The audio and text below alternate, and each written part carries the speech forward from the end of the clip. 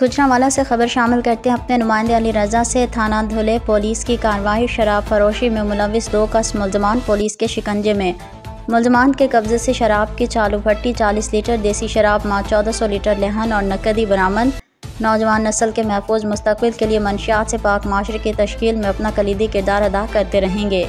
City police officer محمد ایاز سلیم۔ Gujranwala city police officer محمد ایاز سلیم نے ضلع بھر میں منشیات فروشوں کے خلاف سخت کارروائیاں کرنے کے احکامات جاری کر رکھے ہیں۔ انہی احکامات کے پیش نظر ایس ایچ او تھانہ دھلے، سب انسپکٹر علی رضوان شرازی، سب انسپکٹر ناصر گل و دیگران پر مشتمل پولیس ٹیم نے دوران گشت و ناکہ بندی اور تلاش بد رویگان اعلیٰ کارکردگی کا مظاہرہ کرتے ہوئے شراب فروشی کے دھندے میں ملوث 2 کس ملزمان کو گرفتار کر کے ان کے قبضے سے شراب کی چالو بھٹی، 40 لیٹر شراب دیسی، 1400 لیٹر لہن، سلنڈر، پلاسٹک کے پائپ، سلور کے پتیلے، 4 عدد ڈرم اور نقدی وغیرہ برآمد کر لی۔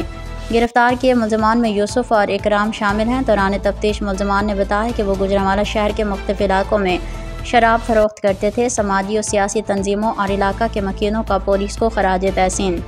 اس موقع پر سٹی پولیس آفیسر محمد ایاز سلیم نے کہا ہے کہ نوجوان نسل کے محفوظ مستقبل کے لیے منشیات فروشوں کے گرد گھیرا تنگ کرنا ناگزیر ہے۔ نوجوان نسل کے محفوظ مستقبل کے لیے منشیات سے پاک معاشرے کی تشکیل میں اپنا کلیدی کردار ادا کرتے رہیں گے۔